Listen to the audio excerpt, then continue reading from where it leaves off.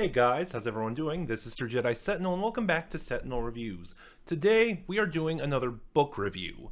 About a year ago, maybe a little longer than a year ago now, I reviewed the fantasy novel Crown of Feathers. Note to myself editing, remember to put an annotation above. So if you haven't seen that video, go ahead, go back and watch it. It's the first time I ever reviewed a book on this channel.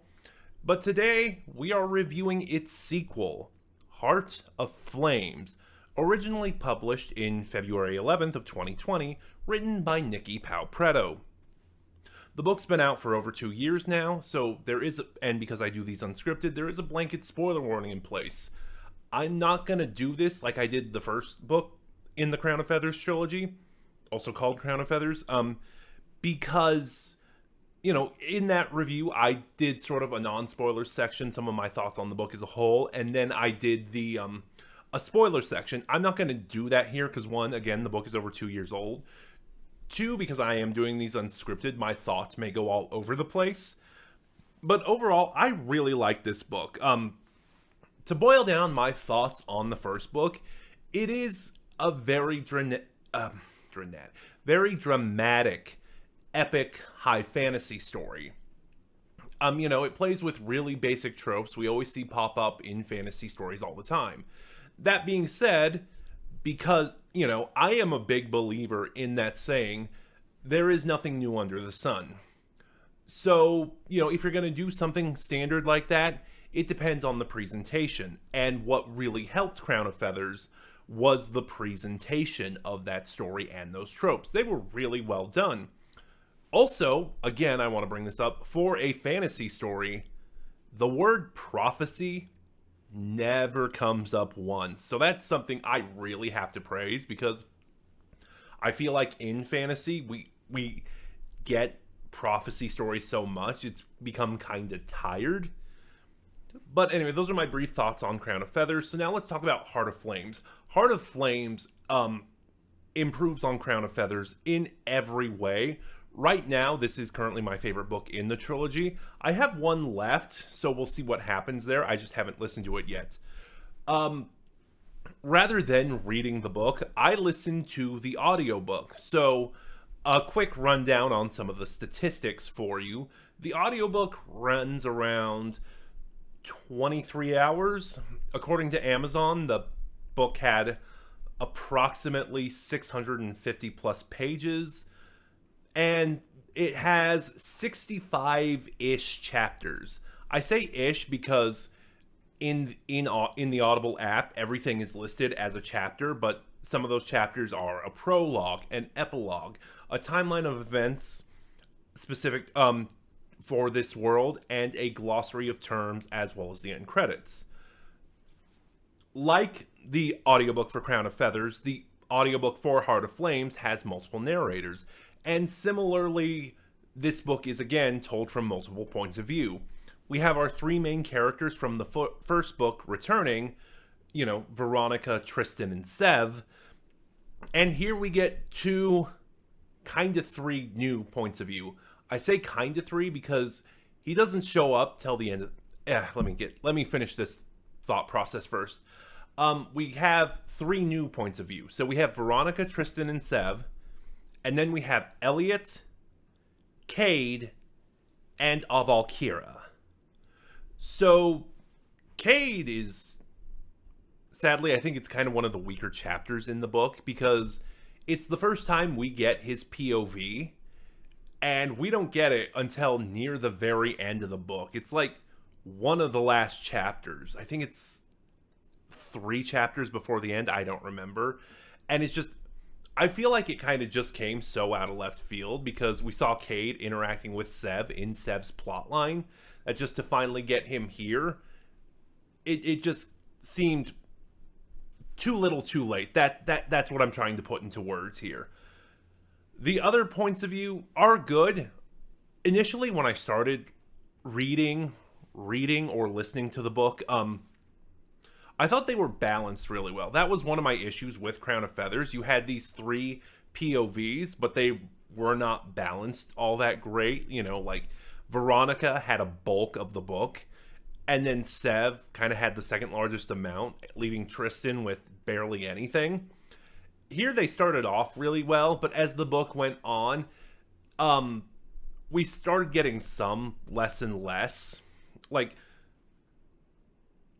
where was I going with that? But yeah, as the book goes on, the various points of view start shifting. The balance of them starts shifting, and it again becomes unbalanced, which is a shame because as the story went on, it went like, oh, I like some of these points of view, or I like this particular plot line more, and I wish we got more of it. Which I will kind of talk about in the quick breakdown. So once again, like Crown of Feathers, Veronica's is the best because the bulk of time is dedicated to it. It's, she is sort of the major focus of the story, especially here, given some of the revelations she's just learned. I'm not going to do another breakdown. I'm just going to assume you either saw my Crown of Feathers review or read the books. So, she learned her sister Val is actually her aunt, Avalkira Ashfire, and with that revelation, she's now struggling to find her place in the world.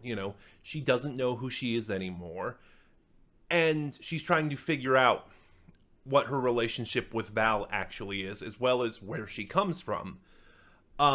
Meanwhile, external influences, mainly her being an apprentice Phoenix Rider and having found the Phoenix Riders, she finds she's being rushed into being promoted from apprentice to Master Phoenix Rider, which is also a major source of conflict for her because she feels that she worries that she is sort of getting special attention from Tristan. I don't know if I want to go on with Veronica's plot or if I want to talk about some of the other plot lines first. I also want to talk about the audiobook. Oh god, all of the thoughts are piling up in my head faster than I can recount them, and I keep wanting to switch things to talk about. Anyway, so as the story goes on, Veronica is trying to figure out what she is to the Phoenix Riders, what she is to Tristan, and who she is really. And some of that starts off really interesting, but then after a while it kind of becomes stagnant until the climax. The climax of this book is spectacular, but a lot of it is just kind of wheel spinning about, Veronica being unsure of her identity and her relationship with Val in particular. Like, she wants to love Val. Val is her family. She's the only family she's ever had. But then she realized Val is kind of cruel, emotionally abusive, and manipulative, and decides she wants nothing to do with her. But then she remembers that Val is her sister and the only family she ever has. And you see it goes in a circle. Also, along with that, as I mentioned in the first book review, Veronica is a shadow mage, which means she is able to exert her will over human beings. And Veronica spent all of her life, especially because of what Val taught her and how Val used it, Veronica spent all of her life being terrified of her gifts. And now, without Val's influence, she needs to sort of learn to accept that part of herself. There's more I want to talk about with Val, but I want to sort of recount some of the other plot lines first. So now let's move on to Sev, who again, I would honestly say has the tensest plot line. Like, for me, that's where a lot of the tension came from. So after the end of the first book, Sev is working as a spy for the Phoenix Riders. He's trying to figure out what Lord Roland is planning. Now, I didn't mention Lord Roland by name in the first book, but he plays a bigger role here. Like, in the first book, he's only mentioned, and the events that happened are because of his doing. But here, he makes a physical appearance, and he does play a bigger role. So, as I mentioned, there is an empire, because it's a fantasy story. But after the Blood War, again, I'm just going to move right past it. They didn't care about the Phoenix Riders anymore. They were made outlaws, but they didn't care about expanding into other territories to hunt them down. They were pretty content with what they had. Lord Roland is secretly operating behind the Empire's back because the Empire, without a queen or without a monarch of some kind, usually queens, because the Phoenix Riders were a matriarchy, the Empire is now run by a council of governors. Lord Roland is operating in secret to try and frame the Phoenix Riders so he can get a war because he wants to be king. And Sev is secretly infiltrating Roland's, what's the word? Confidants? No, I don't think that's what it is. Sev is secretly, there we go, that's what it is. Sev is now working as a spy, secretly infiltrating Lord Roland's operation to try and gain information on the Phoenix Riders. And once again, he meets up with Cade. Cade was, of course, an Animage slave. The two kind of formed a bond as, Sev found his resolve to betray the Empire that he was kind of forced to work for. And their relationship begins to develop and grow from here. I will say this, Veronica and Tristan's relationship is very predictable. Like, you know where it's going just because of, I'm not going to say it's tropey, that doesn't feel right, but in a story like this, it's predictable. You can see the beats, you can tell where it's going. And it does kind of have that same very rushed quality, or, well, not rushed, but unrealistic quality of how fast it develops and changes that a lot of narratives have. Whereas the relationship between Sev and Cade feels much more organic. You know, it feels like they're, compared to Veronica and Tristan, Sev and Cade develop much more naturally. It feels like a much more natural pace. It still reaches that same endpoint that Veronica and Tristan's have reached, but when it reached it for Sev and Cade, it felt like, no, that's okay. That feels like we got the right amount of time. It feels like it was properly developed. And Tristan's plotline, again, is just kind of the least interesting. It's better here than it was in Crown of Feathers, because I feel like after Veronica joined the Phoenix Riders, a lot of Veronica's and Tristan's chapters were just them experiencing the same events, but from different points of view. Here, this is handled much better, you know. So, like, one chapter will be an event from Tristan's point of view, and then the next chapter will be Veronica's point of view, but the aftermath of that event. Like, she'll get one or two sentences explaining how it happened to her, but then it will move on from that point. So, there isn't much, in that regard, there isn't a lot of wheel spinning like there was in Crown of Feathers. There's also just some things with Tristan that don't really go anywhere. Like, what was the big one? I forgot to mention this when I reviewed the first book. Like, because I rewatched that review before doing this. Tristan, as a Phoenix Rider, is afraid of fire. And that has no significance whatsoever. Like, because whenever he has to do something daring or something brave, or like Veronica is threatened in some way and he goes to save her, he can get his Phoenix to ignite with no problems whatsoever. It's so unnecessary, and it feels like it's just there for dramatic padding, I guess. You know, the appearance of something being dramatic and daring without actually being dramatic and daring. I don't really know how else to, I don't know. I feel like there was a word or a phrase for that, and I can't remember what it was now. So I'll just move on to the other point of view. So there is sort of, quote unquote, a new character whose POV we get. Elliot. I didn't talk about Elliot in the first book at all. In fact, I didn't talk about any of the Phoenix Riders. And again, I'll say that for an epic fantasy with so many characters, a lot of them do end up being one note, like the other Phoenix Riders, which is unfortunate. I was going somewhere with that. Well, where was I going? And I kind of mentioned that there was this whole plot line in Crown of Feathers. I'm going to be referencing Crown of Feathers a lot now, I realize, because a lot of it, as a sequel, is picking up plot lines from where Crown of Feathers left off. So in Crown of Feathers, I talked about how there was this plot line about a traitor among the Phoenix Riders. And, that was leading the Empire right to them for an attack. And ultimately, it's revealed that Elliot was that traitor. And it was one of the weaker points of the book because, prior to that point, we didn't really meet Elliot. He probably got named as a list of the Apprentice Phoenix Riders, but that was it. He probably said one or two things, or was mentioned once or twice, but then in the third act, it's revealed he was a traitor, but, because there was no development for him, it didn't really have any impact. It didn't really have any significance because we didn't know Elliot at that point. I really think the book starts to do something interesting with that because Elliot is not a traitor by choice. The Empire is holding his younger sister hostage and they're basically saying, you're going to sell out the Phoenix Riders or we're going to kill your sister.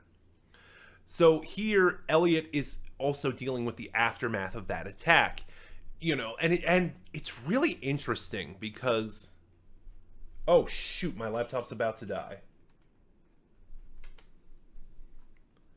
Okay, sorry about that.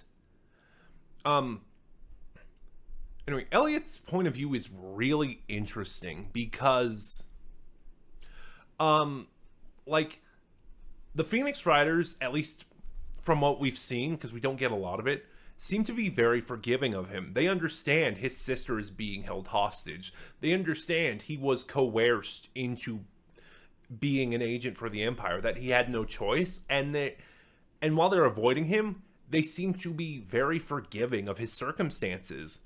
It's Elliot who can't forgive himself. He sees what he did as absolutely unforgivable, and he ostracizes himself.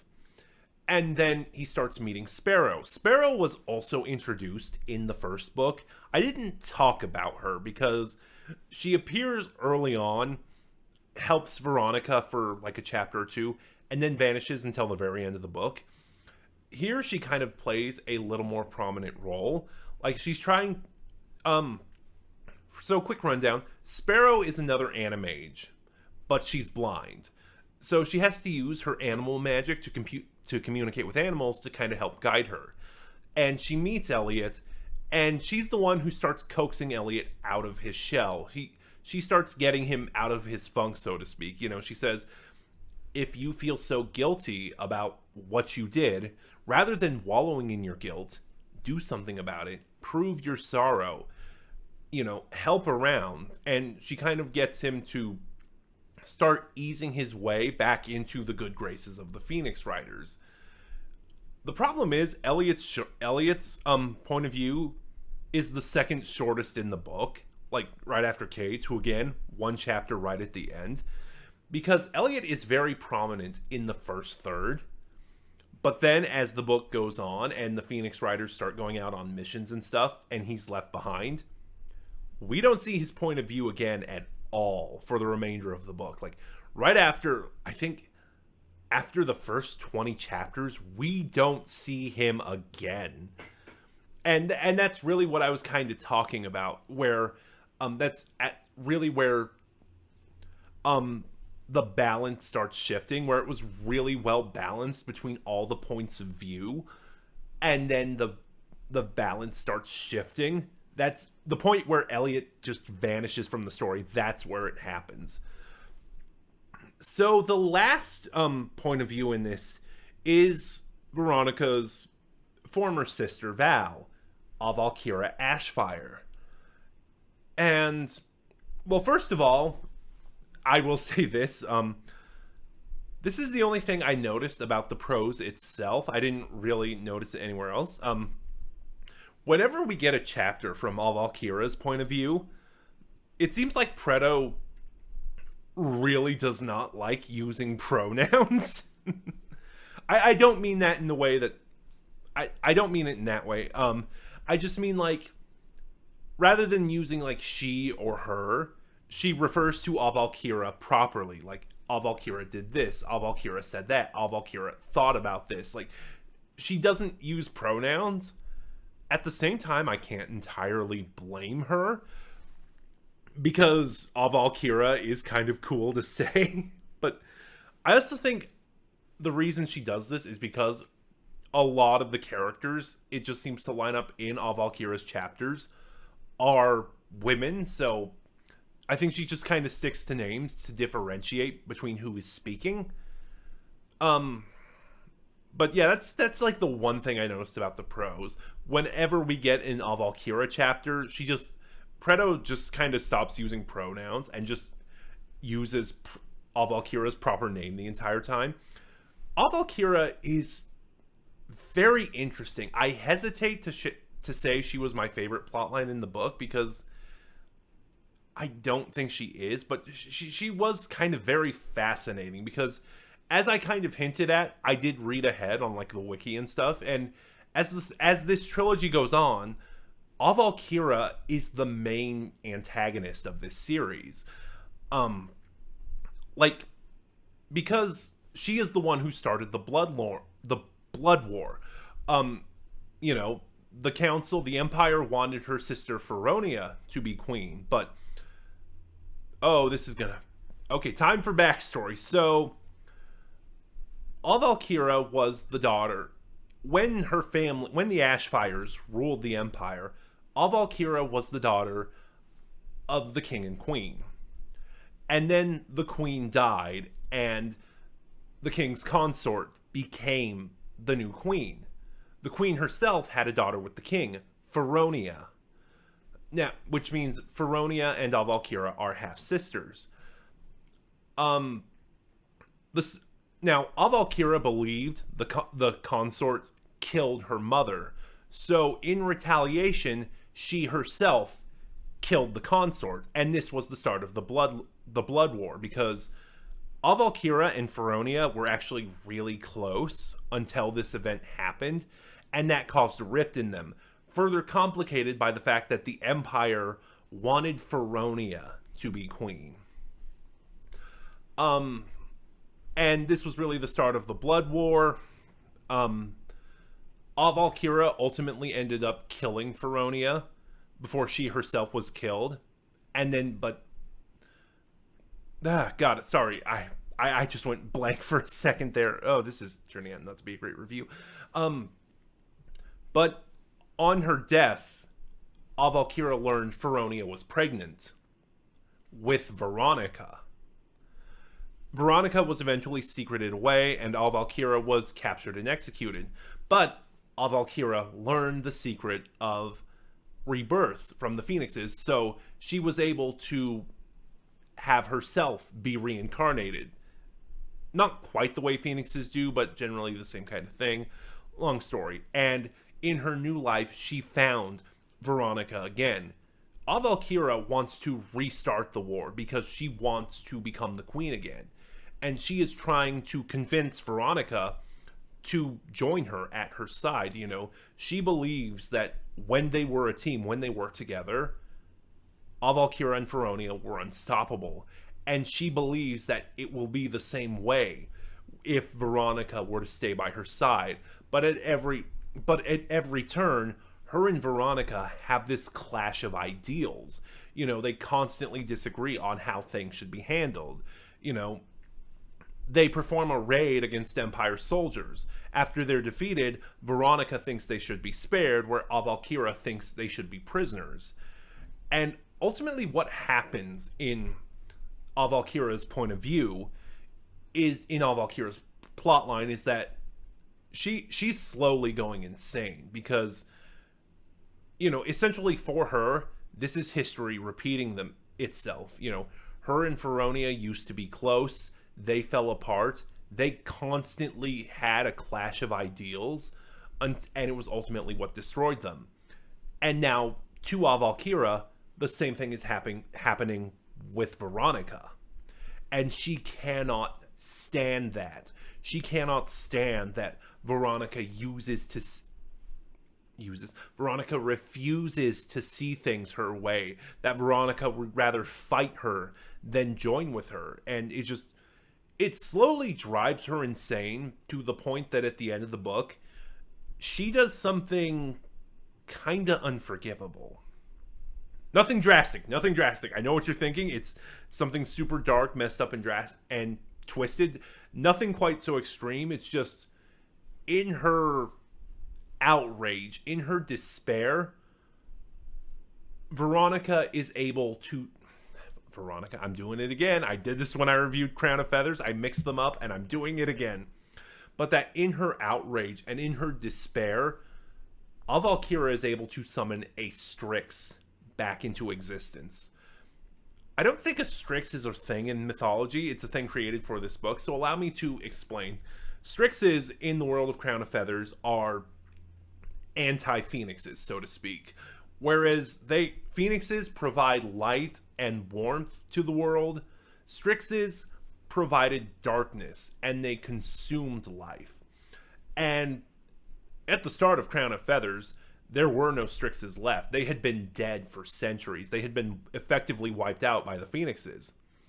And just in her despair, because Avalkira feels she's lost everything and refuses to accept that any responsibility. Like, she lost everything because of her own devices. She essentially pushed Veronica away with her abuses and her manipulations. She no longer has an empire to rule. She can't even get a new phoenix bonded to her. So, like, in her refusal to take responsibility and in her despair, she summons back the first Strix in centuries. What else was there? Because I know there were other things I wanted to talk about. So like I said, most of the side characters are pretty one note, like the other apprentice Phoenix Riders or some of the other soldiers we meet. But again, like Crown of Feathers, there are some standouts, like Lord Roland, who is the secondary antagonist.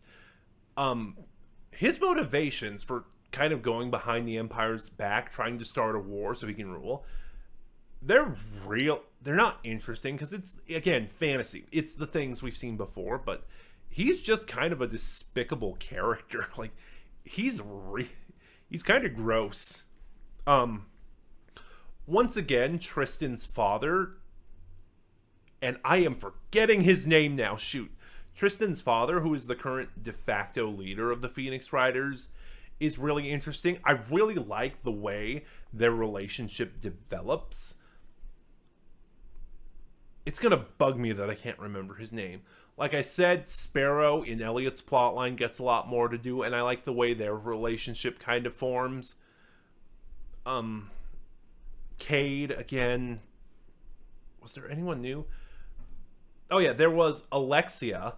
Alexia was a Phoenix Rider during the Blood War. She flew with Avalkira. And then after the Blood War, she went into hiding like a lot of the other living Phoenix Riders. And so Veronica sets out to find her. And she does, and she gives her a helping hand and much needed advice. Alexia has a very small role in this book, but I do like her character. She comes off very well developed. She has a very strong personality. She is just a better fleshed out character than what we usually get. There is a twist with Alexia that once I picked up on, it was like, oh. There's also another Phoenix Rider from Avalkira's time named Dorian.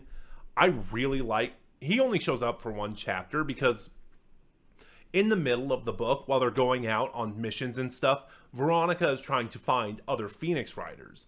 And she finds this list of people that this list of Phoenix Riders that Avalkira used to know. And Alexia and Dorian were two of them. Dorian is really interesting because... No, do I want to say why? Well, kind of, because he kind of did a complete 180 for what little time he had in the book. You know, he was once devoted and very loyal to Avalkira, but at the end of the Blood War, when she killed Feronia before she herself died, Avalkira wanted Dorian to do something unforgivable. And that really changed him. Like, he is horrified at what he had to do. And in fact, he so much so that he didn't even do it. That was his breaking point. I hope Dorian has a bigger role in the next book, because again, for what little role he had, he was very impactful, and I really liked him.